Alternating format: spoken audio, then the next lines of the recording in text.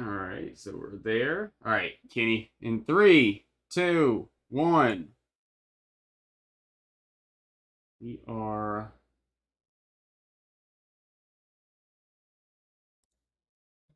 Hold up, one sec. I'm gonna have to edit all this out. I think we're live. I think we're live. Just roll with it. We're fine. We in here? Mm-hmm. Welcome in, welcome in. Episode 40 of the Peach State Tailgate Sports Podcast. I'm Kenny Cochran, joined by Mr. Jake Hill. Oh yeah. We are T minus 2 days. First of all, I guess I should say it's April 25th. Welcome back to the show. We are T minus 2 days from the 2023 NFL Draft. And tonight we got a special one for you. It's mock draft day. Oh, raw. We are ready. It is an exciting day. This is the day that we wait for. This, to me, is probably a top 5 best sporting events ever. Maybe it's not the most exciting thing for most casual fans out there. Obviously, you're seeing people's names get called, and you don't get to see them touch a football field for a couple months. But as an avid sports fan like me and Kenny, to watch guys at the college football level for years and get to witness the greatness they have at college level, get to make their own dreams come true, and pursue a career in the NFL, you can't ask for much more. Obviously, draft day brings a lot of tears. It brings a lot of happiness. It brings a lot of joy. A lot of great things happen on draft day. And as a fan, it's nice to just sit back and admire these young men, pursue their dreams. It's really a time to reflect on college football players, too. Mm-hmm. Because, obviously, we're big pro ball fans. We like the Falcons and the NFL as a whole. We talk about these guys all the time and excited to see what these teams can do and bring some of this talent into the belt. But it's also kind of a time to look back at some of the guys in this draft class. I mean, you talk about just Georgia alone with Jalen Carter and, Broderick Jones, Nolan Smith.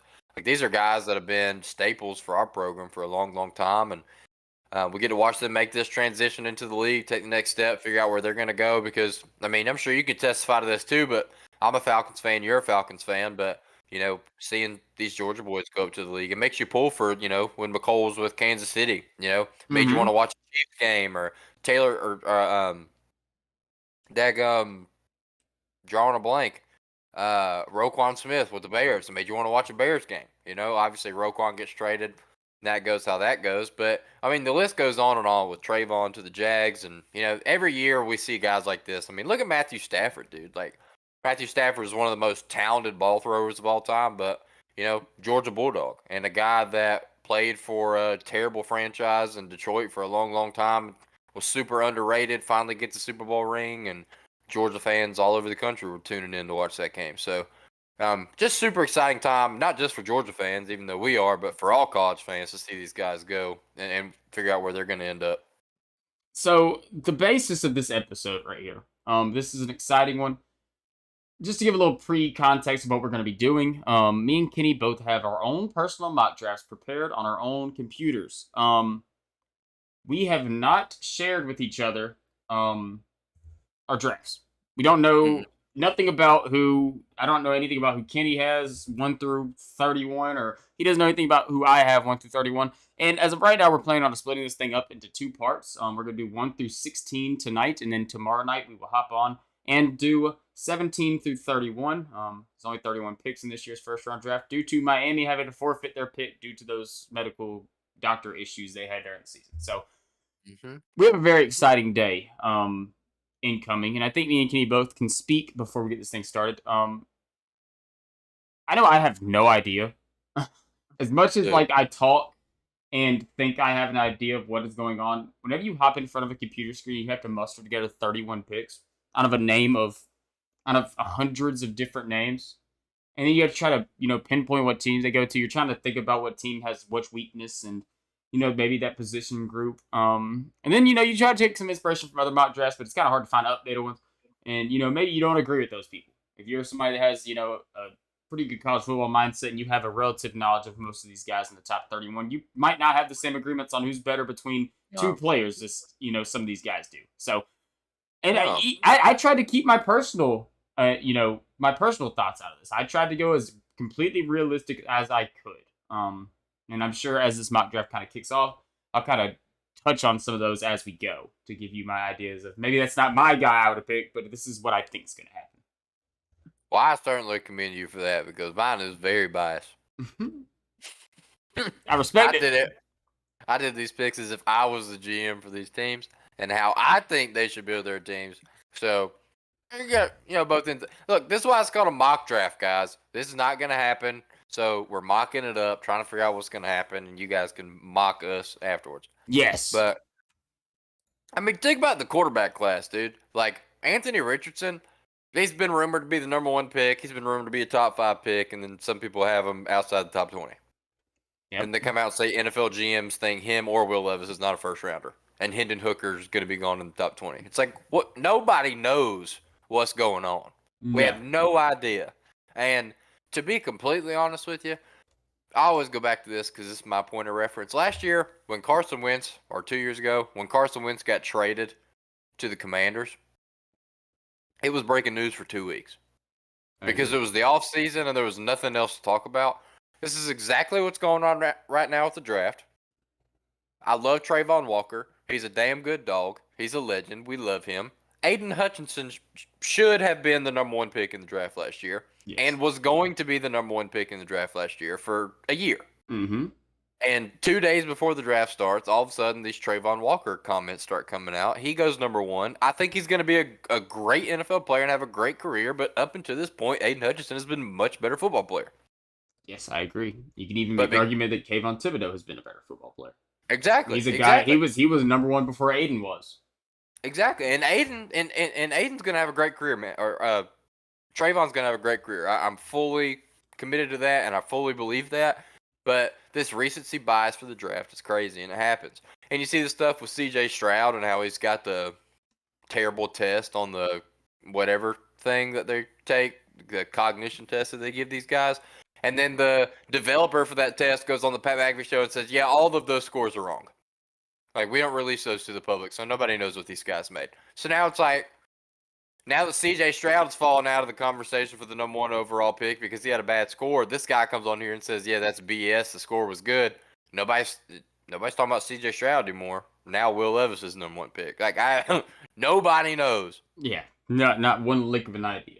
That's the fun part about trying to do mocks. You listen to some of the biggest football insiders out there that have all the sources in the world, and they are still going to miss over 50% of the time. So that's the very, very fun thing about this. And like we said, the thing about the mock draft, the thing about doing a draft and doing a mock draft is it's come me and Kenny waited so long. Things change. Hell, to be honest, by the time we put the episode out on Wednesday night, tomorrow night, by the time about noon on Thursday, the day of the draft, I guarantee you there's going to be all types of rumors swirling about, oh, we might get a Will Anderson first overall pick rumor going. Like, you never know.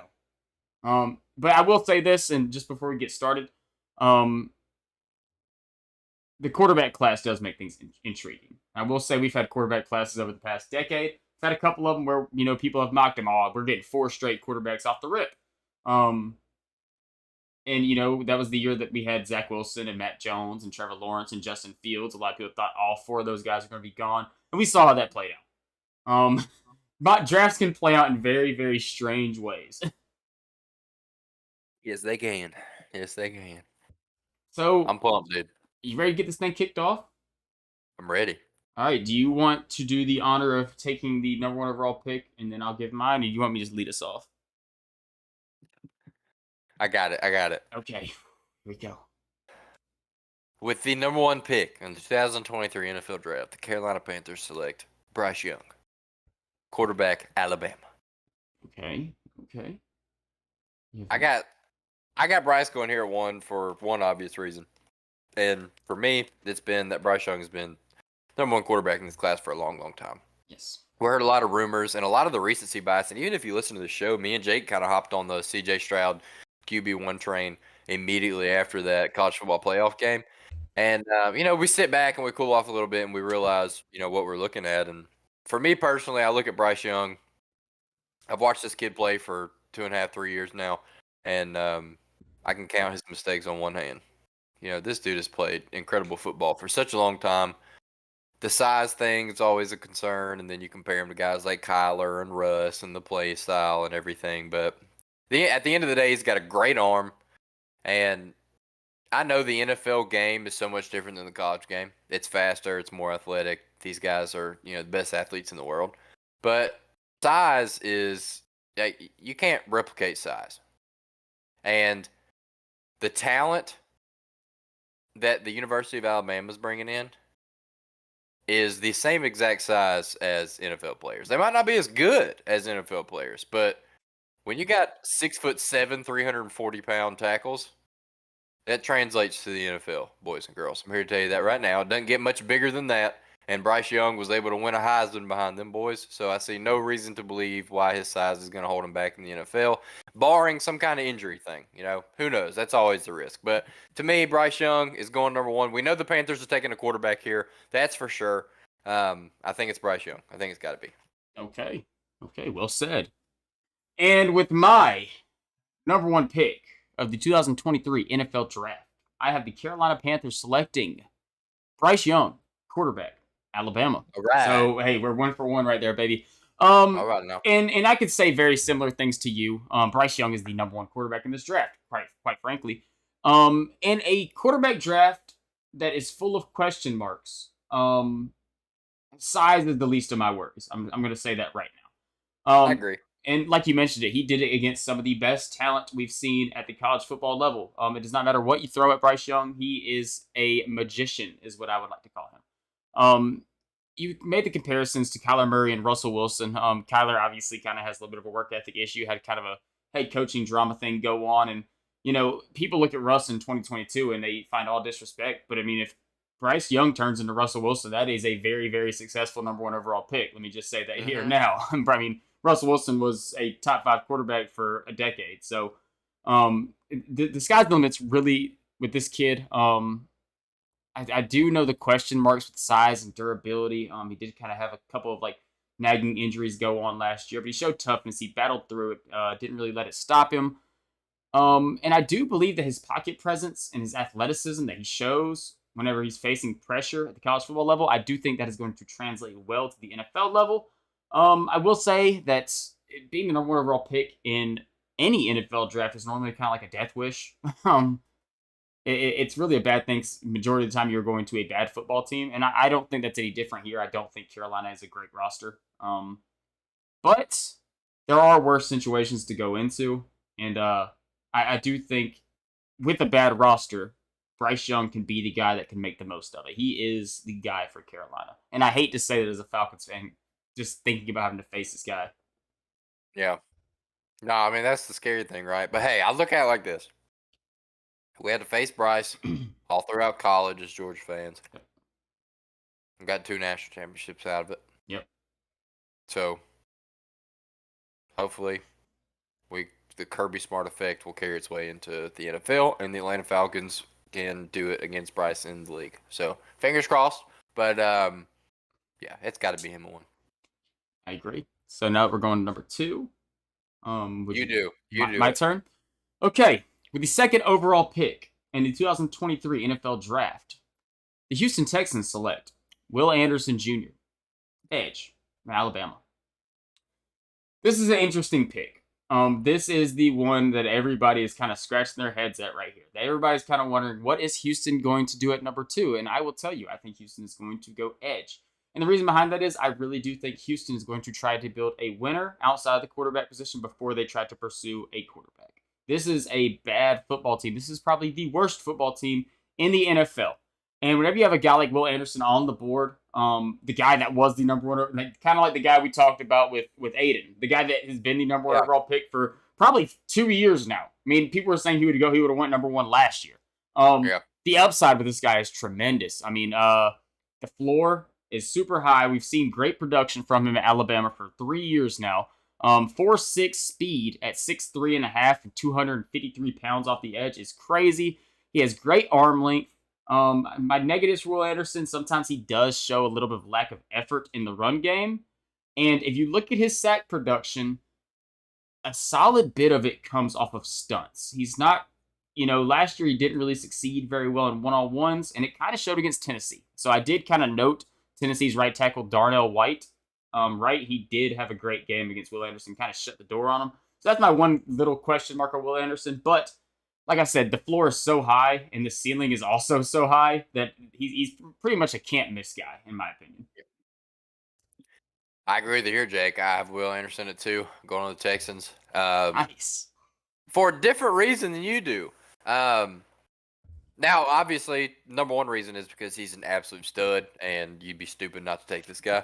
I think he's going to be a generational talent headed into the league. We've been talking about this guy. Also, hometown boy, Mm-hmm. Will Anderson, Henry County guy. Love you, Will. Let's And go. but I think the reason that I have Texans taking him to may be a little different than you. You mentioned something there about building the winner around the team and then looking for your quarterback. I agree with you. But I think I agree with you in a different sense. So that's all I'm going to say for now. But Will Anderson at 2, he's a Texan. Okay, I like it. We're getting a little bit of a pre-contact shadow right there. I There see it is. what you're doing. Houston does hold another pick later on in this show, so we might get a little interesting going into there. But I like it. We're 2 for 2 right here, Kenny, going into number 3. Who do you have Arizona taking with the 3rd overall pick? So the Cardinals at 3. The rumors have been, are they going to trade back? No clue.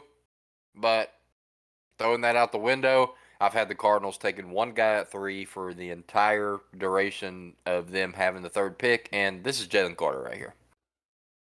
I love Jalen Carter to the Cardinals. I think this Cardinals defense has a lot of holes that they need to fill, man.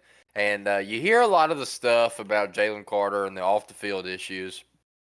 And I understand, man, the stuff, the tragic accident that happened on the UGA campus, the death of 2 students is a horrible thing. And Jalen Carter to be involved in any sense of the, situation is just kind of a red flag. I understand that. There's been rumors of character issues. So I get it. But when I look at this Cardinals team, and I'm looking at the depth chart right now, this is a Cardinals defense that is, I just mentioned it, with a lot of holes. I mean, your bright spots are Buda Baker, Isaiah Simmons, Jonathan Ledbetter, and that's really about it. I mean, you got Zaven Collins, you got Kazir White, Chris Barnes. These are guys that are going to develop into more, hopefully big-time players for you. Not 100% sure, but the weak point to me is this defensive line. This defensive line is putrid. They could go pass rush. But looking at the age and looking at, what this team is needing right now, I really think they're going to benefit from somebody to just mess up the middle of the field. And this is all we've seen Jalen Carter do his entire career at Georgia. Take on double teams. And Lord, if there's anything that watching the NFL has taught us, it's that if you can eat a double team and help the linebackers get to the line of scrimmage, you're going to be able to be productive in the NFL. And that is exactly what Jalen Carter can do. And he can open up that line of scrimmage to some young, talented linebackers like Rashad Fenton, like Zaven Collins, like Chris Barnes, Kazir White, guys I just mentioned. And I think he could be a really, really big building block for this Cardinals defense. So I like Jalen Carter at 3. The rumors have been there at 1 before all the off-field stuff and before the Panthers trade. If Anderson goes at 2, I like Carter at 3. Okay. So we're getting interesting here. Despite the rumors, you are still sticking with Jalen Carter at 3. And my mindset was Arizona needs a ton of help on the defensive side of the football, so you take the best player available. I also have Georgia defensive tackle Jalen Carter going number 3 to the Arizona Cardinals. 3 for 3, baby. We're starting off high. Jonathan Gannon, brand new Arizona Cardinals head coach, coming, was he defensive coordinator for the Philadelphia Eagles, correct? Yep. Let's just say in last year's draft, they drafted 2 Georgia Bulldog defenders on his defense. This team is almost like a dumpster fire right now. You bring in a guy like Jalen Carter, he is going to make an instant impact day 1 on that defensive front. We're talking about a generational interior pass rusher right here. A guy that you don't see often.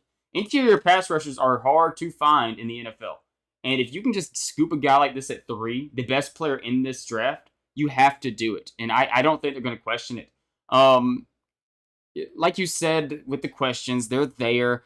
But we've seen that kind of in the past in the NFL drafts. I know this one's a little bit more serious. I think there's a civil lawsuit out right now. But I think at the end of the day, just seeing what happened in the it's so tough to talk about. It really is a bad thing to talk about. Seeing what happened in the incident, I don't really know if I put too much blame on the kid. Like, it's a stupid decision he made. Do I think it's a character issue? No. He's a 20-something-year-old kid that was out with his friends and a bad thing happened. Like, am I putting that on him? Does he have blood on his hands? No way in the world, guys. Let's go and scratch that out the door now. Now everybody's saying this kid has character issues.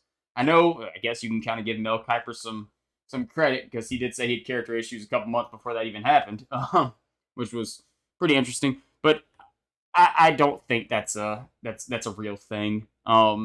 Positives are everything. Like I said, most dominant college interior defensive lineman we've probably seen in who knows how long. My one negative. I have try to have a negative for everybody. My one negative is he didn't have the best game against Florida guard Osiris Torrance, which was probably the best talent he did face this year at the guard position. That's my one note on Jalen Carter in the negative aspect. Other than that, like I said, he has the size, he has the speed, he has the strength, he has everything you could ask for. He's an absolute beast. Yes, and I'm surprised that we are 3 for 3 right now. I would have figured one of us were going to shake this thing up a little bit more, but we're kind of sticking to it a little bit. It's getting to that point. We're definitely we're going to be different on here. I can almost guarantee it. And that takes me to 4, right? Yeah. Well, who you got? It's going to hurt me to say this. With the 4th overall pick, I have the Indianapolis Colts selecting Will Levis, quarterback, Kentucky. There's no question Indianapolis is going quarterback. We all know that right now. This question marks apparently are there for CJ Stroud. We're seeing the odds are boosting like crazy on Levis going higher in this draft, and Stroud is starting to decline. If you know me, Will Levis is my 4th quarterback in this class, and this was the main thing I was mentioning when I said I was trying not to go against my bias. I was trying to go with what I think is actually going to happen. And when you look at this kid right here, the more I dug into it, the more I can try to find positives. He has every single tool to become a successful NFL quarterback. Size, strength, speed, arm ability. His arm is insane. He played at a pro-style system at Kentucky. In 2022, it was a really down year, I will say that. But it was a bad roster. He struggled with injuries. The starting running back was suspended to start the year. A lot of things did not go his way to start the season. But when you look at Will Levis, you look at a guy that's an absolute grinder in the weight room. He's going to put in the work. He's a tough guy. He played through injuries. He can do it. Now, my negatives. Flip into negatives. Turnover bug is an issue. Levis has a really, really bad issue with turnovers. His touchdown interception ratio is below 2-1. So that's not very, very good. I believe Mr. Levis has more interceptions than he does games started. I would believe it. I want to say it's 20-something over the past 2 years. 24 like that over the past. I think it's 24 to 23. I believe it. Saw that somewhere. I will say too, another thing with him for his size, he does lack pocket awareness, and he kind of struggles against pressure. Whenever he starts to get pressured, he kind of panics a little bit, and sometimes he misses the simple throws. Levis tries to overcomplicate simple throws sometimes, and if he could just kind of calm his game down, I think that he could turn into a really, really good NFL quarterback. All right, I got Levis going at 4 to the Colts. Oh my gosh, here we go. And just to prove to you, look. I have it printed too, so we know it's not fake. Look. Mine's not printed. I printed mine just for evidence. I don't have ink. Oh, well. Well, that is crazy. But we're printed, it's official, it is in the books. All right, go ahead with your explanation. Now we're talking. I have Levis at 4, and I hate this pick. I really do. I really hate this pick, dude. You mentioned the good things about. Listen, guys. The good things about Will Levis are that he's big and he's athletic. Yes. That's it. Yes. He can throw a football a long ways. He can only throw it as hard as Stetson Bennett can. So I don't know if that means he's got a weak arm or Stetson's got the strongest arm in this draft class. You take that how you will. Yeah. They were clocked the same in the combine, but he's big and he's athletic. Jake mentioned it. Expert analysis there from Jake. Jake killed it. This dude has like no pocket awareness at all. He's terrible under pressure. He cannot throw the ball across the middle of the field to save his life. Yes.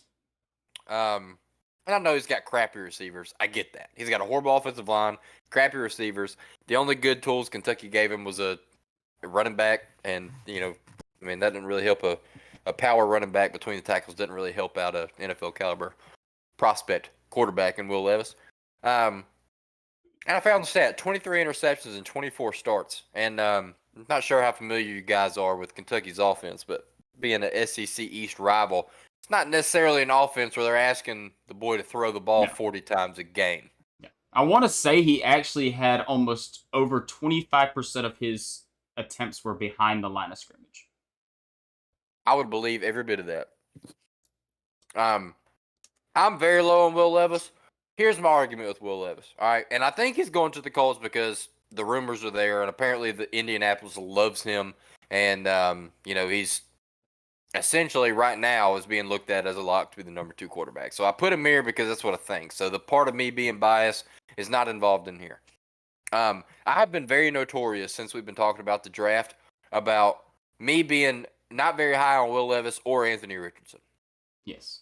If you are going to draft a player purely based on physical and athletic potential, it should be Anthony Richardson. No doubt in the world. Should not be Will Levis. I agree. I don't think Will Levis should, personally. All right, I know Will Levis has had a much more successful college career on the numbers. He put together 2 average seasons where Anthony Richardson put together 1. So that gives Will Levis the advantage. I get that. What you look at on paper is in Levis's favor. Yes. But you're not drafting Levis for what you see on paper. No. So throw that crap out the window. You're drafting this dude because of what his actual physical peak performance could be. And it's lower than Anthony Richardson. I mean, Anthony Richardson was a 10 on the athleticism scale. Everything about Anthony Richardson was the same as Will Levis and then some. So I don't get it. I don't love it, but I think he goes forward to the Colts. I'm so surprised right now, Kenny. 4 for 4, and I have a feeling that there's a chance we might go 5 for 5. There's no way we don't. Because this just seems like a layup, Kenny. Who do you have going number 5? Tyree Wilson. 5 for 5. All right, go ahead and give your explanation. Tyree Wilson's a physical freak, dude. He's 6'6", 275. Former A&M transfer. Finished his career at Texas Tech. Ended with 2 7-sack seasons to close his career. Dude dominated. He's massive. He's a freak of nature. And I think that's, headed into the NFL draft, you're just physical build for physically dominant positions like offensive line, defensive back. We see with defensive back a lot lately where the bigger guys are getting taken earlier just because, they can make a bigger impact. And Tyree Wilson's getting that right now, dude. People are talking about him going ahead of Will Anderson. Mm-hmm. And if it doesn't happen, I think it happens right after Will Anderson. And I think the most likely scenario for him is Seattle right here at 5. I've actually got their depth chart right here in front of me. They are weak at edge. They've got Uchenna Nwosu. That is it, man. That is it. They really, really need help there. Seattle, if you follow the Seattle Seahawks, they extended Geno Smith. Geno Smith kind of revived his career in Seattle, sat behind Russ for a little bit, learned some things, and then came in and set a franchise record for yards or touchdowns, whatever it was. Geno Smith, man, you pair him up with Rookie of the Year candidate and Kenneth Walker, really, really, a top 10 wide receiving duo in the NFL with DK and Tyler Lockett. Weak at tight end. I could see them, sliding up to grab a tight end. They got Noah Fant in the Russ trade. I don't know if he battled some injuries or what the deal was, but he didn't play too much last year. Offensive line is an issue for Seattle, and defensive line is an issue for Seattle. Linebacker solid. They get Bobby back. Defensive backfield looks good with a defensive Rookie of the Year candidate and Tariq Woolen and Jamal Adams and Quandre Diggs. This is a really, really good team. The blueprint's there. They need help rushing the passer. Will Anderson's off the board. Tyree Wilson's the guy. No brainer. I agree. I think that Seattle is in this situation. I know Okay, Tyree Wilson, number 5 to Seattle. If y'all don't know, that's also my pick.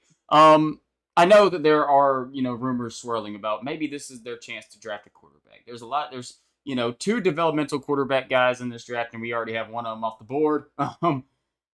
I don't think that's the case. I think that Seattle is looking at this situation as a win now situation, and they're going to do whatever they can to beef up this defensive line. Let me tell you this. If Jalen Carter does not go number 3 to Arizona, he is not making it past 5 in Seattle. There's no doubt in my mind. If he is available right here, he will be the pick. But we don't have him available, so I have Tyree Wilson. Like you mentioned, man, great size, huge wingspan, all the physical tools in the world to be a dominant pass rusher at the next level. He also has a really, really good knack to disrupt the run game because how physical he can get. I will say this: he's kind of one-dimensional as a pass rusher. He relies very heavily on that bull rush. It's kind of his only move he has right now. But if he can kind of develop his skills as a pass rusher, we're looking at a guy that is going to be a physically dominant freak off the edge. A guy that not many tackles are going to run into. And you mentioned him possibly going above Will Anderson. I want to say, at this very moment, I believe he is the favorite to be the very first defensive player off the board. So that intrigues things a little bit. I'm not going to fall for the smoke show. We see it every single year. I'm not falling for it, so that's the reason I have him here at 5 to Seattle. You mentioned it. They struggle against the run. Their defensive front is terrible. So best player available on the defensive front is who their pick is going to be. All right. 6. All right, 6. Can we go 6 for 6? With the number 6th pick in the NFL draft, the Detroit Lions select Devon Witherspoon, cornerback from Illinois. I'm looking at Detroit in a similar fashion as I am Seattle. I think Detroit is in a situation where they want to win right now. And the way you do that is you go out and get the best cornerback in this draft. I know there's a couple question marks who that is. This is a very, very good cornerback class. There's a lot of guys out there that is in the conversation for this. But I think I'm rolling with Devon Witherspoon. This is a guy that's really, really trending right now. He's trending on the upside. I think most people kind of came up with him as their consensus number 1 corner in this draft. He's great in coverage. He is undersized, but he plays up. He plays a lot bigger than what he is. His ball skills are crazy. 14 pass breaks up last year in 2022, which is insane. I think that Pro Football Focus said he did not allow a single touchdown last year. I will say he does get a little bit too physical as the play goes on with wide receivers. He can get a little bit of handsy, which is a pretty bad trait to have because we know how them flags fly in the pros. And his speed is a little bit underwhelming. He has a tendency to where if a wide receiver gets downfield on him, his hips and his speed doesn't really allow him to make up for that lost space. So he can kind of get beat over the top at times. But I do think he is a very, very good corner. And we saw, the Detroit Lions are not the strongest at the cornerback position. I honestly can't even tell you they have. I know that they were abysmal on defense last year. Absolutely terrible. I know Akuda. Cam Sutton. I know Akuda and Mike Hughes are both in Atlanta this year. I think they were both spent last year in Detroit. So we took 2 of their guys. I'm pretty sure they're pretty weak at corner. I think it's a pretty trendy pick right here. I like this pick, Jake. I like this pick for you. I do not have the Lions taking Devon Witherspoon at 6, and that's because I do not have the Lions picking at 6. Okay. Trade alert. I don't know what the draft noise is. But first draft day trade. I mentioned earlier the Houston Texans. This is where they make the move. The Texans have heard the rumors. They know the Cardinals aren't taking a quarterback. They know the Colts love Levis. They know the Seahawks are going to take next player available. And the Raiders are sitting there at 7 with a 30-some-odd quarterback in Jimmy Garoppolo who has injury problems. And nobody's sitting underneath him but Jarrett Stidham. Stidham. I respect it. That's right. If anybody is poised to take a quarterback in this situation, we know the Lions aren't taking them because they like golf. It's going to be the Las Vegas Raiders. So if there's a team that's ready to go and they have a guy that they like and they need to go in and make a move, the only option to do that from right here is 6, in my opinion, and jumping ahead of Vegas. And this is where the Houston Texans slide in, and the Houston Texans, with the 6th pick in the NFL draft, take C.J. Stroud. Okay. Okay.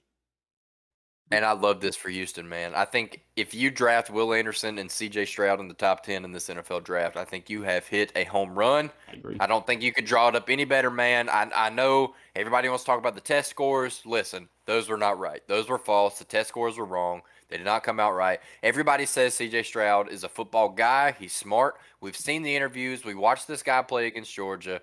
Do not let this draft recency bias get into your head, boys, because CJ Stroud is a dog, and he's dang sure looking like a better prospect than Will Levis. That's what I'm So talking about. CJ Stroud is going right here at 6 to the Houston Texans on my board, and I would love to see that, and I would love to see this Houston Texans team build around CJ Stroud and Will Anderson. They got to commit to a guy. We saw what they did with Deshaun Watson, man. Obviously, all the stuff fell apart. They can do it. They got D'Amico Ryans in there. He's going to build the defense up. They bring in a guy like what's his name? Robert Woods, a veteran receiver. They're going to bring in some young guys. They're going to turn this thing around, man. They got a good, solid young offensive line. They just re-signed Laramie Tunsil. He gets a bag. They got Damian Pierce.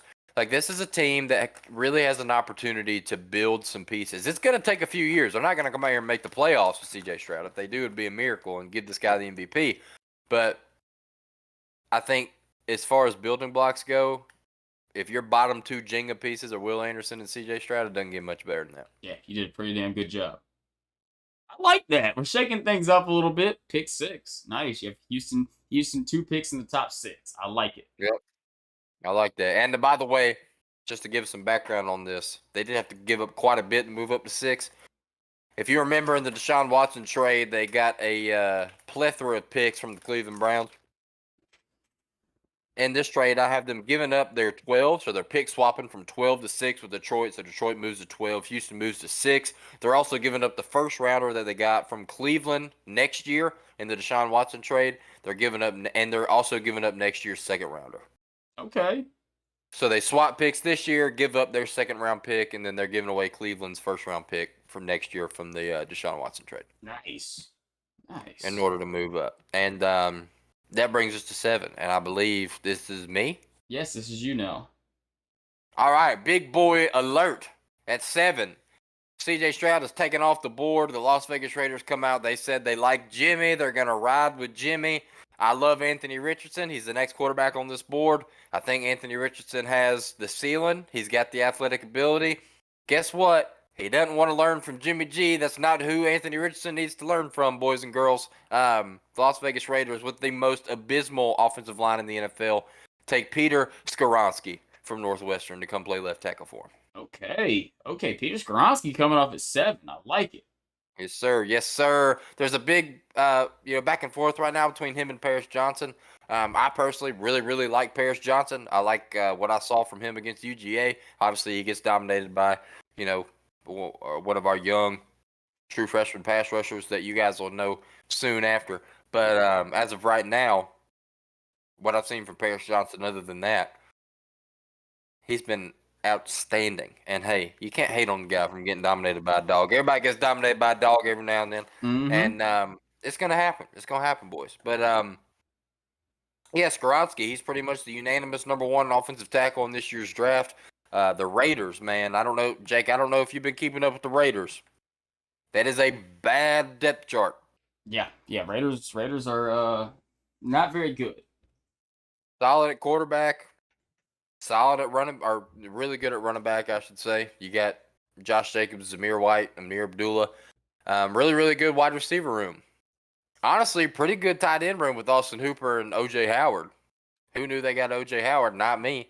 But the offensive line is horrible. I don't recognize one name on their offensive line.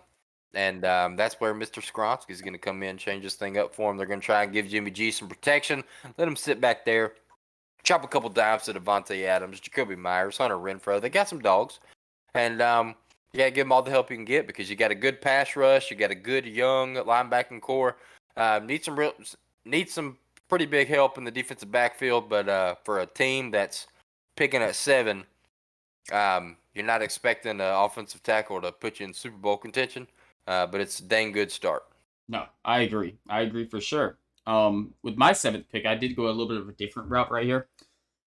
I have the Las Vegas Raiders selecting Jackson Smith-Njigba, wide receiver from Ohio State. Now, you might think Devontae Adams, Jacoby Myers, Hunter Renfrow.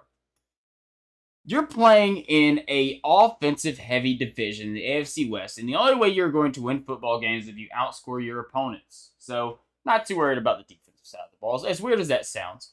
And we're looking at a little bit of an issue. I do agree with what you said about the quarterback situation. I've seen where they said they're confident with Jimmy G, so I believe that Jimmy G has not done anything but win football games in his whole career. Now he was spending. I just don't think you feel too good about Jimmy Garoppolo being the guy to mentor Anthony Richardson. I still have C.J. Stroud alive right now, so yeah, that's true. That's true for you. You absolutely do. I don't know if you feel good about Jimmy Garoppolo mentoring anybody because of the whole Trey Lance situation. I agree. Dude was throwing a ball in a different practice field, so I'm not 100% sure what that was all about. But hey, continue. And the main reason behind that is Hunter Renfrow had a down year last year, injury-riddled season, only had 300 yards receiving. Devontae Adams, who knows how long he's really going to be spending in Vegas. So what you do is you go out and get the best wide receiver available in this draft, and that's Jackson Smith-Njigba. I really felt like this is going to be 2 picks. I know people were kind of falling off Jackson Smith-Njigba. I've seen mocks had him in like 20s and stuff. I do think he's the best wide receiver available, and he's not the best skill position guy available. I'm not going to get that mixed up. But when it comes to draft value, I do think he is probably the best skill position offensive player that you can get. So a team's going to jump at him. There's going to be one of these top teams that have a top 15 pick that's going to end up jumping at this guy, wanting to bring him in. And I think that might be the spot with Vegas. Now, breaking him down a little bit, he has had great production throughout his career at Ohio State. We look at 2022, it was a little bit of a down year, but he finished it very, very strong, having put together a couple good performances. I will say that his speed is kind of in doubt right now, and people are kind of saying he's a slot-only guy. But in the NFL, that would kind of work, and if you mix him out there and you have a group of Josh Jacobs running the ball, Jacoby Myers, Hunter Renfrow, Devontae Adams, and Jackson Smith-Njigba catching the ball, you could put together a pretty high-powered offense. Like you mentioned, the offensive line is pretty bad, so who knows if they're really going to touch that right here. That is a position that is very strong, so maybe you might have took the right path right there. This is the one that after that I was talking to you earlier about that I picked it, and then I was kind of second-guessing. Dude, it happens. I got a million of those in this first round, so I just haven't got there yet. All right. 8. 8. I think you start this one, right? I do, and I have a trade alert. Oh. The Atlanta Falcons have traded the 8th overall pick to the Houston Texans. The Atlanta Falcons will be receiving 12, a 2nd rounder in this year's draft, a 4th rounder in this year's draft, and a 6th rounder in next year's draft. I'm just throwing it together. Love that. Getting some draft capital for Houston to move up 4 spots. And I threw you a smoke show earlier. With the 8th overall pick, I have the Houston Texans selecting C.J. Stroud, quarterback, Ohio State. All right. So they were building around the rest of their team a little bit longer than I was, but only for about 2 picks. Yes. I was trying to throw a little bit of a smoke show because I didn't want to give away my big reveal, and then you just did it 2 picks earlier. So thank you, Kenny. On the same wavelength. Thank you, Kenny. And I'm gonna say this in 2 aspects right here. Obviously, Houston cannot go into the season with Davis Mills at quarterback. That's not going to happen. That is a way to get somebody fired, to get allegations that you are tanking. A lot of different things can happen if they decide to make that decision. Doug. Yeah, Doug sucks. Go ahead and say that straight up on the podcast right now. Oh, no. He had a good rookie year. He was very bad last year. But you're right. They do have a little bit of talent. Talk about Damian Pierce at the running back spot. He was about their only bright spot on the offensive side of the ball. He can't do everything. But man, they're gonna have to give this kid some time with this roster. This Texas roster is really, really bad.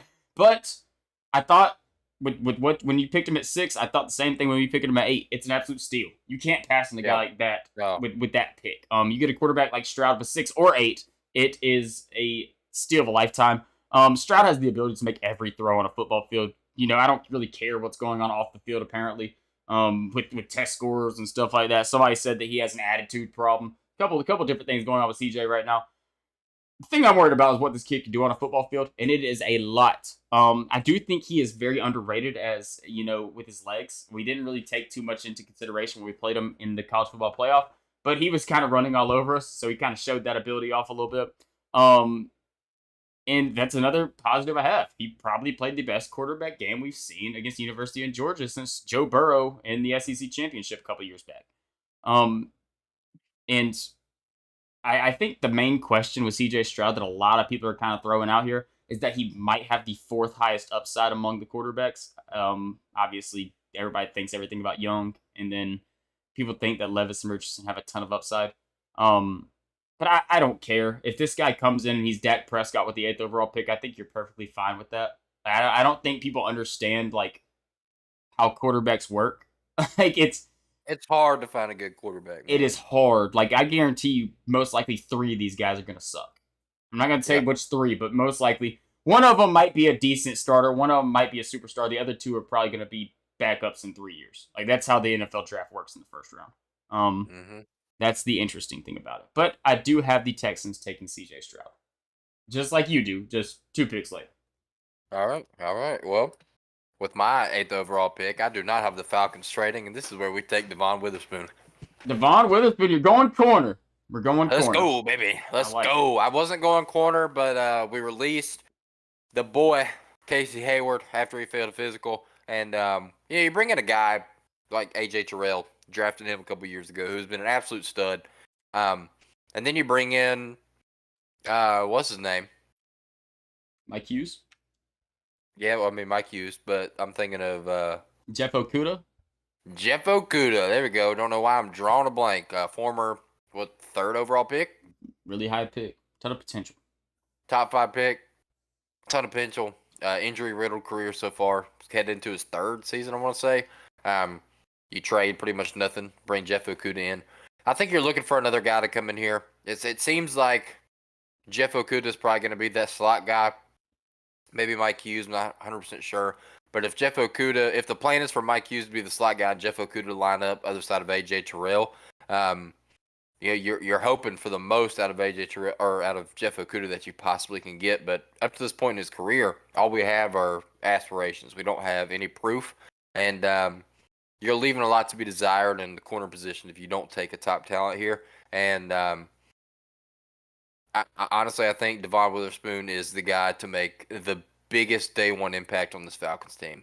It's between him and Christian Gonzalez to be the first corner off the board, in my opinion. And this is where the bias comes in. I did not take Christian Gonzalez because I don't want a guy on my team that gets burned by my college team in week 1 of college football. So I agree. Devon Witherspoon, welcome to the Falcons.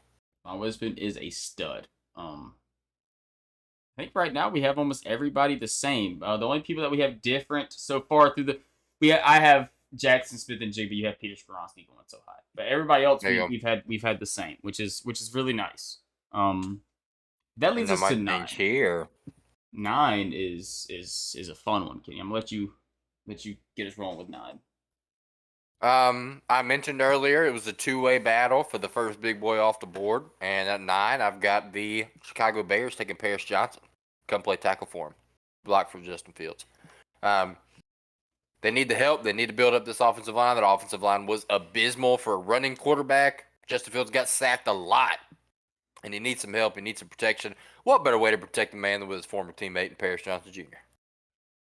Bring him in. Skoronski's off the board. Bring in Paris Johnson. Paris Johnson is a really, really good college player. Justin Fields knows him. Ohio State family. They got that Ohio bloodline. Obviously, Justin Fields, not an Ohio guy, but ended up being one. So bring Paris Johnson in. And honestly, I don't have too much of analysis on Paris Johnson other than first tackle off the board is going to be him or Pete. And whichever one goes first, the other one's going to Chicago. If one's already gone, it's next best one available for Chicago, in my opinion. I don't think they look anywhere else but offensive line. Okay, I like that. And with my 9th overall pick, I have Paris Johnson Jr., offensive tackle from Ohio State. So we're going the same route right there. Same idea. You have to protect Justin Fields. He has shown flashes of greatness, and I feel like his only downside right now, not his only downside, he's shown more downsides, but the thing that's really killing him in his career is his lack of protection. If you get this guy an actual capable offensive line, the sky's the limit. I think that we've seen enough, talent from Justin Fields to show it, and I think Chicago knows that. So I think they're going to push really, really hard. And you're right. I think this guy is, undoubtedly a top 2 tackle prospect in this thing. I know you had Skronsky go before him. Paris Johnson's my first tackle I have off the boards. But this guy right here. The good thing about Paris Johnson, he has experience at both the left tackle and right tackle position, I believe. So he is versatile there. He has very, very good rhythm as a pass blocker. His only question really is kind of against the run. He really lacks power as a blocker.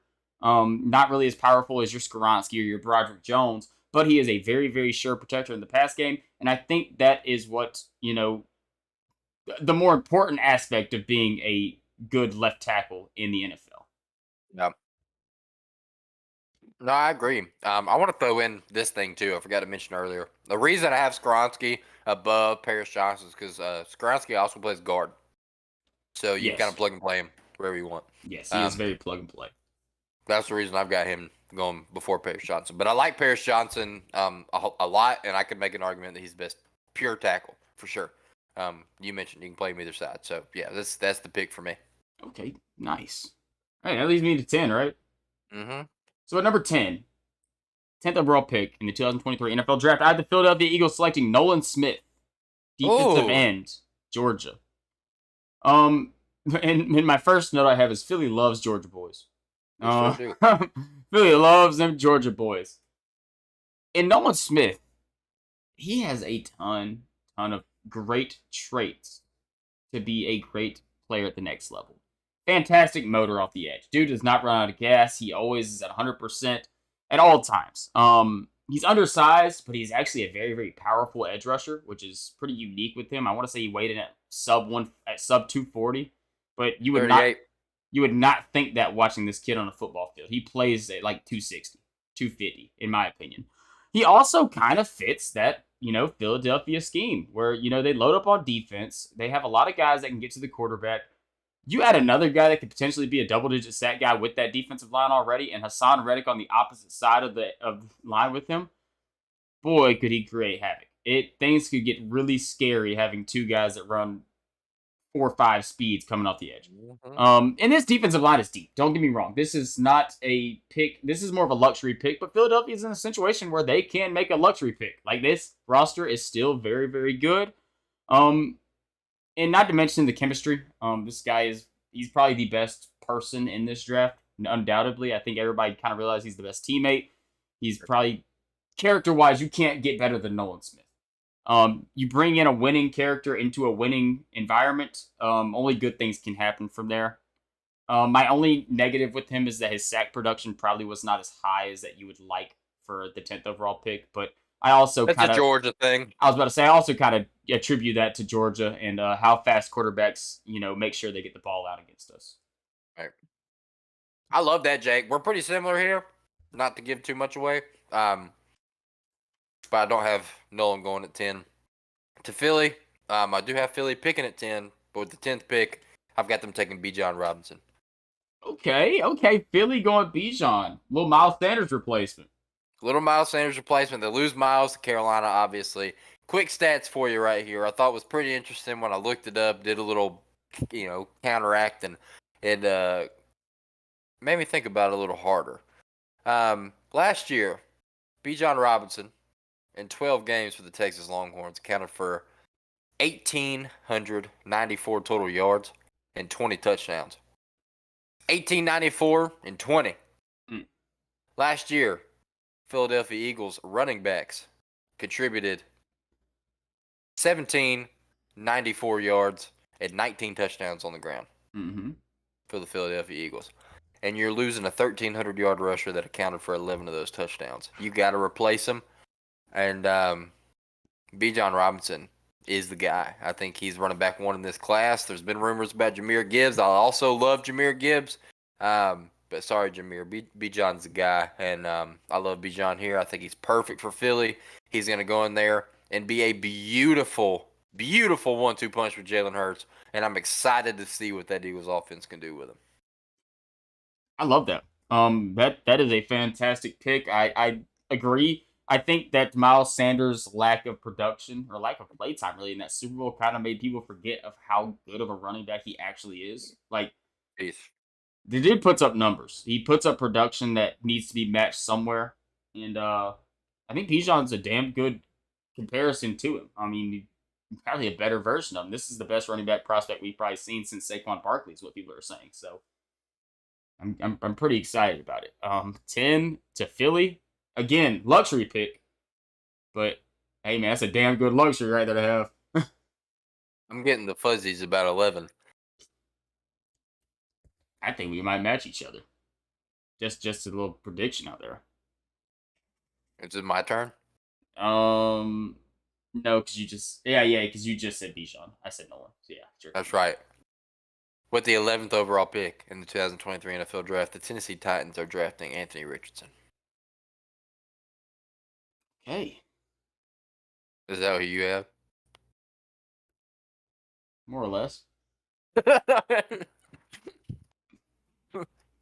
Man, it had to happen at some point, and I feel like 11 is a really, really good spot here for Anthony. Where that boy at? Okay, let's go, baby. We in there. Dude, I love this situation for Anthony because you heard the recent reports that the Tennessee Titans have fully lost faith in Malik Willis. And Malik Willis was Anthony Richardson last year. So, love that for Anthony Richardson. I hope you can go in there, bud, and change their minds because it didn't work out last time. But hey, another situation for Anthony Richardson that is very, very interesting because I talked about him not having a great mentor in Jimmy Garoppolo. Maybe the only quarterback in the NFL that could be a worse mentor than Jimmy G is Ryan Tannehill. And that's where I think Anthony Richardson is going to go. So I love that I'm making a lot of sense here with my mock drafts. But there's a good chance that Ryan Tannehill is no longer a Tennessee Titan come the NFL draft. There's a good chance that Malik Willis is no longer a Tennessee Titan. And the Tennessee Titans might be the one team in the NFL that Anthony Richardson would start day one for this upcoming NFL season. Not sure if that's going to be the best thing for Anthony.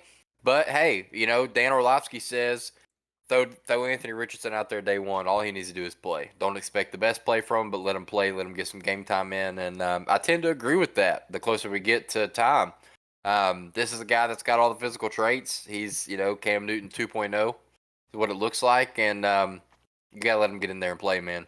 The Titans really have a pretty good supporting cast. This is a really competitive AFC playoff team for a couple years now, and they've just fallen off the cliff the past year, and they really, really need some help. If Anthony Richardson can come in there and play day one, I think you give him the opportunity. And Tennessee, I see that being the best fit for him. All right. So number 11, you have Anthony Richardson. I also have Anthony Richardson, quarterback from Florida. And for similar reasons. We've seen the rumors come out that Tennessee is going to try to pursue a quarterback. Again, like you mentioned, I don't know if Tannehill's going to be there. Obviously, they tried Malik Willis last year. It wasn't really much of a risk. They got him, mid-round. So I want to say third, fourth round. So it wasn't much of a risk to really go out there and get the guy. But, I mean, you're talking about Malik Willis times 5, times 10 right here when it comes to, athletic traits. I know Malik Willis is a freak of nature, but some of the sparks we've seen from Anthony Richardson at the college level, they're there. We've definitely seen it against good talent. It's just a matter of fact that this kid can put it all together on a football field. When I say kid, I'm not exaggerating. I think people forget this kid cannot drink a beer Thursday night when he gets drafted. He is 20 years old. Try to find a successful college quarterback at 20 years old. It is insane to think this guy is going to be entering the NFL at 20 years old. And I think that's kind of the underwhelming thing that, people aren't really talking about much. This kid has 4 to 5 years to catch up to some of these guys we're talking about. I mean, Will Levis I think he's 24. He'll be 24 his rookie season. So I'm in the same aspect, going back to Will Levis, what you were talking about earlier. If you're going to draft a physical freak to play quarterback and hope you can develop them, this is your guy. And I think that if Tennessee could bring this guy in with Derrick Henry, with Treylon Burks, with some offensive weapons that they have, I think he could, turn out to be something special. He was my third quarterback on the board behind, Bryce Young and Will Levis. Or Bryce, no. On my own personal rankings, behind Bryce Young and C.J. Stroud. I did have him above Levis for the same reasons you had mentioned earlier. I think the physical tools are there. And no, he did not show much, he did not show many great things at the University of Florida last year. I'm not going to deny that at all. Most of the play that we saw was ugly. But the good thing about him is he doesn't have much tape. It's a good And thing, that's but a not why you're bad thing at the drafting him. same time. No, you're not drafting him off of his college numbers. You're drafting off his flashes and off of his physical traits. You mentioned it. This is the most athletic quarterback we've ever seen enter the NFL. Statistically, when you look at the numbers, he is the most, at least that has participated in a combine and has been Yeah, drafted to the NFL.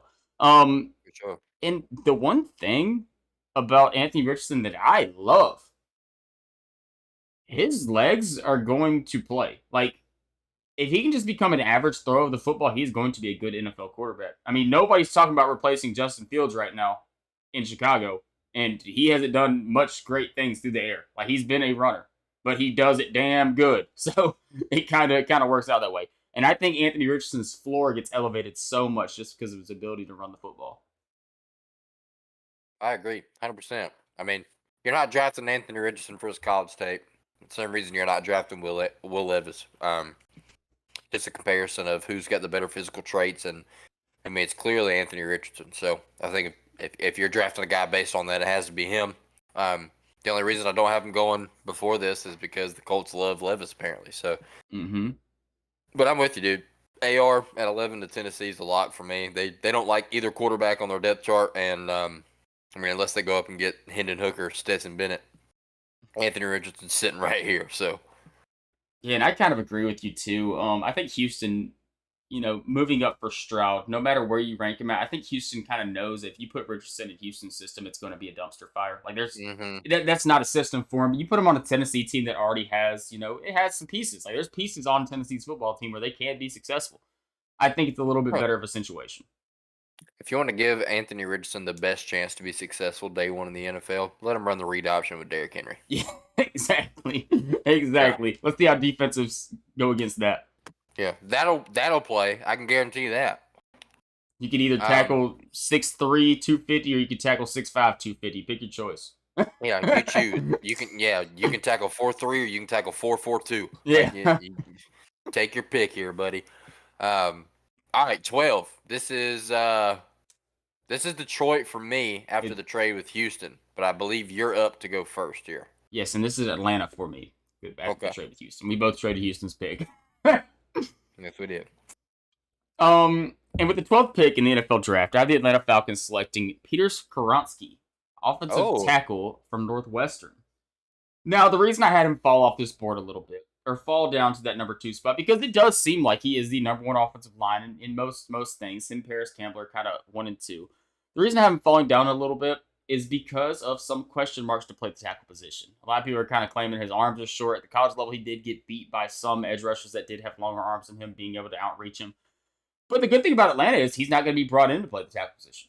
Oh, he's not. Peter Skoronski will be brought in to play that left guard spot next to Jake Matthews. And guess what? Next year, whenever Jake Matthews has the ability to be cut and you open up $24 million some odd dollars in cap room, or maybe it doesn't happen next year, maybe 2 years from now. There's going to be a time where they're going to look at Jake Matthews' contract and decide maybe we want that cap room instead. And at that time, you can then slide Peter Skoronski over to that left tackle spot. And like you mentioned, that's where his value is. His value is being able to play multiple spots in the offensive line, whether it be interior and exterior. And I think Atlanta is going to take full advantage of it. It might not be the most exciting pick. I know everybody, this is our pick here, so everybody, all the Falcons fans want to know it. But yeah, it's Peter Skoronski for me, Northwestern. I like that. I've got Detroit at 12, and at 12, I've got the Detroit Lions taking Nolan Smith. Okay, he fits the build. Fits the building. I think MCDC will love Nolan Smith. It's a damn shame Jamal Williams isn't there anymore. Man, I'm telling you, these guys will be best friends. But no, man, you look at the Lions depth chart. I'm pulling it up right now. Thought I had the tab open, but I didn't. Obviously, we talked about Aiden Hutchinson. Aiden Hutchinson's an absolute stud. He's a franchise pass rusher, and they have definitely made the right decision with him. But other than Aiden Hutchinson. This team is extremely, extremely weak off the edge. Their next best edge rusher is Charles Harris, Mm-hmm. 28-year-old first-round draft pick back from 2017 from Missouri. And they really, really need some help, man. This Lions team roster's pretty good, dude. You think about what this team gave up last year in the Hawk trade, sending T.J. Hockenson to Minnesota, and you're like, man, they need to get a tight end. Let me tell you something right now, dude. The Detroit Lions have a guy named Brock Wright, a 24-year-old second-year guy from Notre Dame. Came in last year and played after the Hawk trade. 24 targets, 18 receptions for 216 yards and 4 touchdowns. And he can block. This dude, he can play, and I think they're going to give him the opportunity to play before you talk about going up there and getting a tight end in this year's draft, which I will say this tight end group is very, very good in this year's draft. So it's going to happen at some point. Somebody's going to make the move and snag one of those guys. And I think this tight end group is so condensed between 3 or 4 guys that when one tight end leaves, the rest of them are going to go shortly after because people are going to be scratching to get one. Oh yeah. And I could see a lot of people thinking that the Lions would go there, but I just don't see it.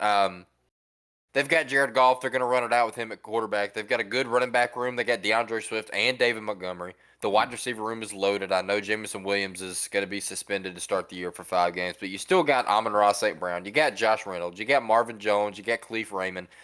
These guys are no slouch. And the offensive line is really, really good. You got a young left tackle in Taylor Decker, generational right tackle in Penei Sewell. You got Graham Glass now. You got Frank Ragnow, Jonah Jackson. The offensive line is probably, personnel-wise, top 5 in the league, in my opinion.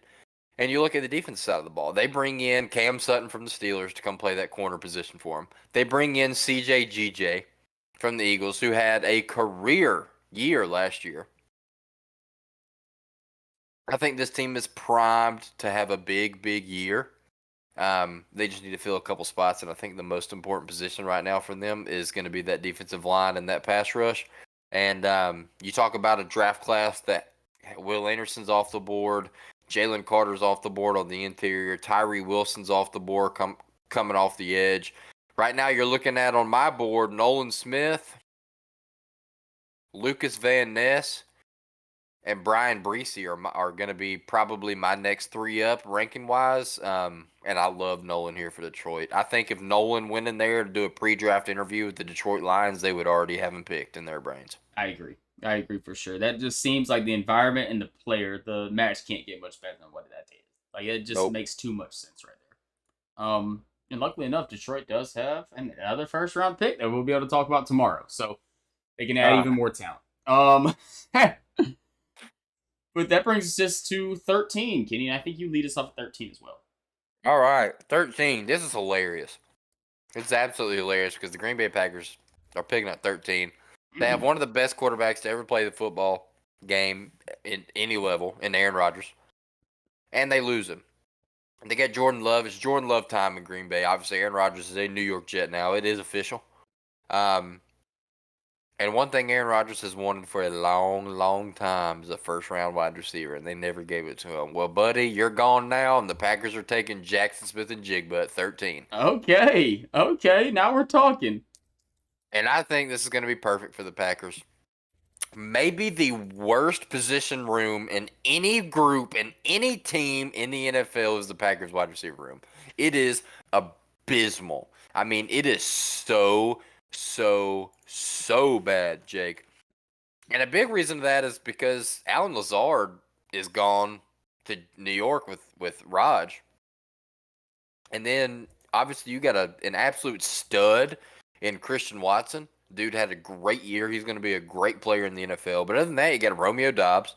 Romeo Doubs is, I mean, you saw flashes. Everybody talked about him, but, battled some injuries, didn't play that much. Their next guy up is Samori Toure. No clue who that is. Never heard his name before in my life. Samori Toure. I have no clue. I don't even know how you pronounce it. This team needs some help, dude. They need some help. They haven't made any veteran moves. I expect them to address wide receiver in the draft. And in a very, very, very weak wide receiver class, in my opinion, the clear number one, Jackson Smith and Jigba. If you have an opportunity to draft them and you need a wide receiver, you take them. No questions asked. I like it. I like it. And I am going a similar route. And it's not a wide receiver, but it is a pass catcher. With the 13th overall pick, I have the Green Bay Packers selecting Dalton Kincaid, tight Let's end go, from baby. Utah. Tight end one. Big Bob's out of town. Big Bob is in Chicago now, so no more Robert Tanyan. Their number one tight end on the depth chart is Josiah DeGuara, who put up a whopping 100 and something yards last year, 114 yards last year. So I think this is where they really, really filled that position. And maybe it's not, the same position, but it kind of is. You know what Dalton Kincaid is. Dalton Kincaid is not your prototypical guy when you look at the tight end position. He definitely is more of your Travis Kelce, more of your Darren Waller, more of your Kyle Pitts, more of a receiving threat than, a typical inline tight end. And I think that's where he's going to get a lot of value. This guy is an insane athlete at the tight end position. Different type of athlete. And the thing with him is, man, he can get downfield real quick. He's got the speed to, split the middle. I don't want to jump the guard too far, but I think Green Bay could be looking at this guy. And I think there's multiple teams that's looking at this guy, and they just see Travis Kelce written all over him with his ability to make plays after the catch and, his ability to get open, his athleticism. There's so many traits that this guy has. My one knock on him is he's not a run blocker at all. This guy is not going to block at all. But the ability to make plays off the ball. Yes, off the ball, tight end. Pretty much like your slot receiver. Throw that boy out there and he's going to be a 1,000-yard receiver at tight end. And it's the same aspect that you have. Get Jordan Love a little bit of help. He's going to need it. Big time. I love that, Jake. You know as well as anybody, I am high on Kincaid. I love Kincaid. I would fair to say that there are few NFL draft prospects ever that I've liked more than Dalton Kincaid. I really, really like this kid, and I think he's going to change an NFL offense immediately as a rookie. And I'm in love with him, dude. I really am. I entertained the thought of the Falcons taking Kincaid late first if the opportunity arose, if the plan to move Kyle Pitts out wide was still a thing. And I think any team that can get their hands on Kincaid has got a freaking gem, dude. And I love that he was first tight end off the board for you because he's going to be for me, if you haven't already assumed that. We'll just have to see when that is. Well, I wasn't always the highest on Kincaid in the pre-draft process. I had guys ranked before him, even after the regular season ended. There was times I had, Michael Mayer from Notre Dame or Darnell Washington up there with him. Obviously, and I like Mayer too. I really do. Things play out, but I think looking into it, I think that you just see the potential, and obviously we kind of bring this up with like Levis and Richardson. You just hope that this guy can meld into the best player in the NFL. And I think your best upside of that happening, or the best player at that position, I think Dalton Kincaid is the most likely out of all these guys to become the best at that position. For sure. I guess this is you right here at 14. This is me at 14. And at 14, I have the New England Patriots selecting Myles Murphy, defensive end from Clemson.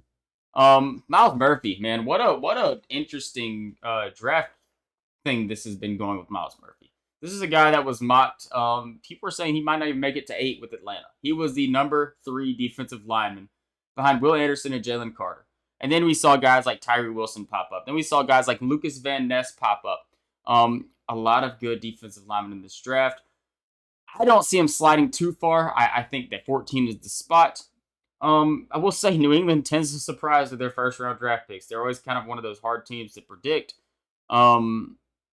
But you can never have too much edge help, and I think that they did not have the best production out of their edges last year. I think they have Josh Uche, who did put together a pretty solid season off the edge, but not much outside of that.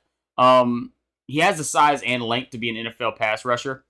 He is very solid against the run. He also has a full tank of gas at all times. Now, I will say this. A lot of people were really surprised with this guy's production at Clemson when you look at it. I don't think he was the most productive pass rusher that we've seen. Kind of goes back to Nolan Smith. Maybe not the most production that you would want him to get, but I think this guy has a lot of tools. And you get him in that New England defense, I think that he could turn out to be a really good player. I like that. And the reason I like that is because I also have Miles Murphy going to New England here. Nice, nice. Yeah, this is one of those situations where you get to 14, you see the Patriots pick, and you look on their depth chart, they got a lot of holes, and you realize Miles Murphy's still on the draft board. And it's like, oh, okay, yeah, they're definitely going to take him. Yes, So, yes. you mentioned it, man. New England, they're just a wild card because you never know what's going to happen. But at this point, in my opinion, Miles Murphy is probably my number one guy left on the board, at least that, realistically for position by position. And, we're getting into the zone to where I'm all about Kincaid, drooling over Kincaid over here. If any team in the NFL doesn't need tight end help, it's the Patriots. And, they got Hunter Henry, who's the beast, and they need help so many other places Mm-hmm. that I think going elite edge rusher here is probably the move. Yes. And like I mentioned, let's not forget this kid was somebody that just a couple months ago we were talking about being a top 5 guy. Like, Right. I know drafts change as we go on, but he still has a tremendous upside. Mm-hmm. Yeah, that's crazy. And I have a feeling we might be matching each other with the next pick too. So I feel like this is a pretty interesting one. Maybe not, maybe not. But it's I don't know. a lot of people are mocking this next one. I agree with them. Whose turn is it? It's your turn. Your turn. You just said Mouse Murphy. For the New York Jets at 15. I've got the Jets taking Broderick Jones here. Yeah, I got the Jets taking Broderick, and you bring in Aaron Rodgers, and the goal is to win a Super Bowl right now, and you got to protect them. That's the only way you can win a Super Bowl. We've seen Aaron Rodgers in Green Bay for so long with good offensive lines, with bad offensive lines, and the teams are clearly different. And if last year's any indicator, David Bakhtiari hasn't played in about 9 years, and you got a really, really good young core out there in New York and some really good pieces on that offensive line. But what you're missing is a good right tackle, and Broderick Jones could be a really, really good piece here. Could even play left tackle, and do something with Mekhi Becton, maybe flip them. You've got the ability to move either one of these guys, and that's the beauty of it. So, Mm-hmm. Yeah, loved it. yeah. It's that is interesting. Because I also have Broderick Jones going number 15 to the New York Jets. Like I said, I think a lot of people have this move right Yeah, now. A this is a lot of good one. people, he's a lot of people's third tackle on the board. A lot of people have the other two guys going, earlier on. And a lot of people think this guy's a dog. And he is. Trust me. We watched this guy at the University of Georgia. He is a freak. Now, I will say Mekhi Becton, I don't think he's played too many games in the past couple of years. I think he's had a lot of injury issues going on. So I think the position really is the only reason that Broderick Jones is not ranked a little bit higher. He doesn't have much experience at the left tackle position. So if you draft this No. guy as a left tackle, the question mark is there. We saw him play a lot of right tackle at the University of Georgia. Finally, this past season, he stepped over to that left side, which was really, really nice. And he was very successful there. But I think just the limited amount of tape he has at the left tackle position is what really hinders him. He is a freak of nature at the tackle position. Let me just say that here. He is probably the most athletic tackle in this draft. Um, Yep. and the only knocks you really have on this guy is that he's just inexperienced. He tends to drop his head sometimes going into blocks. Can get a little bit hit with the bull rush every once in a while, kind of give up some ground. But other than that, man, he's great body control, great hands, everything you could want from a tackle, and position versatility, like you just said. Has experience at both the left and right tackle positions, which is always nice. Yep. It's going to be a really, really good 1-2 punch with Mekhi Becton. If Mekhi can get healthy, man, he's a really, really good player, and he's about 7.5 foot tall, so that'll play. Oh yeah, oh yeah. So we're at the last pick of today's Rounding episode. it out. Pick number 16. And this is a guy that cannot fall any farther. At number Same. 16, I have the Washington Commanders taking Christian Gonzalez, cornerback from Oregon. And I have it written right here. He's maybe the best player available besides one guy that's still left on my board, Bijan Robinson. I thought about it here. It does not make any sense at all. Antonio Gibson, Brian Robinson. I do think Washington's in a position though where I don't think they have a super big need at any like outlandish spots. Like I think that they have the ability to go out there and get a guy like Christian Gonzalez, who I think is probably the best player, outside of Bijan Robinson left on my board. He's fantastic. Like, let me not overstate it. He did not look the best against Georgia. But when you look at size and speed at the cornerback position, you can just pull up a picture of Christian Gonzalez. That is him in this draft. He is your prototypical, like, big, lengthy, fast cornerback. The tools are all there. He has great hips, great feet, can turn around quick, doesn't really get beat too much. His only really bad ability is tracking the ball in the air. That's the one thing I've seen on him is apparently he has a problem turning his head around at the right time, and he doesn't really do the best at contesting catches. Look, Jake, if we were going to have a competition and have a big judge about guys that didn't look good against Georgia not going higher in this first round, you got a 15-0 back-to-back national championship college football team, dude. Any common opponent on this list is going to be wiped off. Didn't lose a game, so not many of these guys looked good. You think if we were talking about guys that looked bad against Georgia not going high, either one of us would have Levis at 4 or Richardson at 11? Yeah, no, dude. Like you can't. That's complete bias is why I took Devon before Christian, but I also have Christian going here at 16 to Washington. He can't fall anymore, right? No, can't. And that's what they need, man. That's what they need. I like Washington's depth chart a lot. I've got it right here in front of me. I've been looking at it all night. Obviously, bring in Sam Howell at quarterback. You got a really, really, really good running back room. Yes. One of the best wide receiver rooms in the NFL. One of the absolute best. A solid tight end in Logan Thomas. And a young, developing offensive line. You bring in Andrew Wiley from the Chiefs. You got Sam Cosmi, real young guy out of Texas. You got Andrew Norwell from the Jags. Charles Leno playing the left tackle. You know, solid offensive line. They're going to be able to protect Sam Howell and open up some run lanes for those guys. And then on the defensive side of the thing, one of the best defensive lines in the NFL between Chase Young, Deron Payne, Jonathan Allen, and Montez Sweat. Like, problem. All 4 of those guys, especially when healthy. They could really use some depth at linebacker, but this draft is relatively weak at inside linebacker. And I think they look to improve on the defensive backfield. And with I could see Washington here, and I'll tell you, Jake, 16 right here to Washington.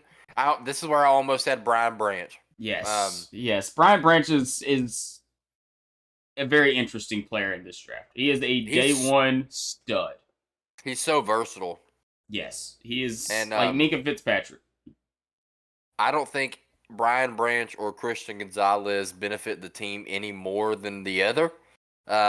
Because you need help at safety, you need help at corner. Maybe you could make the argument that because Brian Branch can, walk it down and play the nickel, that maybe he is a better fit for the team. But, either way you spin it, I think Christian Gonzalez has more potential out wide, and that's what this team really needs because all they really have out there is Kendall Fuller. Yes, I agree. Just to mention Brian Branch right quick, he is also in the conversation for best player available right now. Like, if he was strictly an outside corner, he'd probably already be off my board. But seeing how the league kind of reacts to safeties, it's almost like the defensive running back. Like, you tend not to see safeties get drafted super highly, and I kind of have that worry that teams are seeing Brian Branch as a safety. Yeah. But yeah, man, Christian Gonzalez is a freak. It fits perfectly, Kenny, and I am very surprised of how similar our mock drafts have been. That's kind of insane. I think that's what I was saying before we hopped into this thing.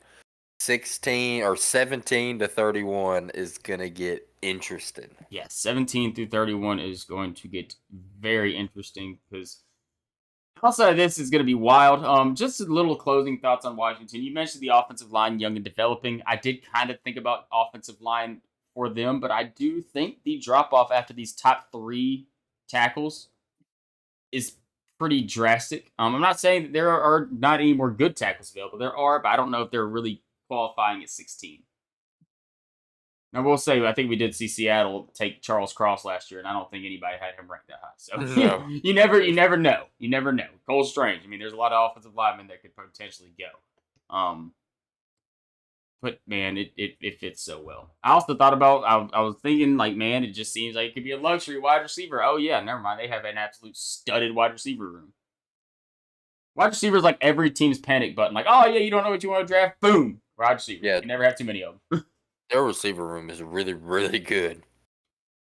All right, so we made it through the first 16. A little breakdown so far. We both had one wide receiver, Jackson Smith and Jigba. I want to say the only people that we are different on. You had the only people that you had go in your top 16 that I didn't was Bijan. The only person I had that you didn't was Kincaid. So we're only That's right. one off, pretty much. That's crazy. That is pretty wild. I can't wait for the next episode. Oh, it's gonna be fun. It is going to be fun. We're gonna have some shakeups for sure. Yeah, it's got to happen from there on out. That's whenever you start seeing the good teams. And when you start seeing the good teams that don't have many needs, you just kind of just find fill in somewhere. Oh yeah. Boy, I'm looking at my bottom ones now. I'm like, yeah, this is gonna be fun. That's exactly what I'm doing. All right, well, let's go ahead and close this thing up. So we got another episode we got to get to tomorrow night. And I don't want to mess my sleep schedule up too much, trying to get these things pumped out. So That's right. got a nice little hour 30 one for y'all tonight, and we will catch y'all again tomorrow. It's gonna be a fun We time. sure will. Thank y'all so much for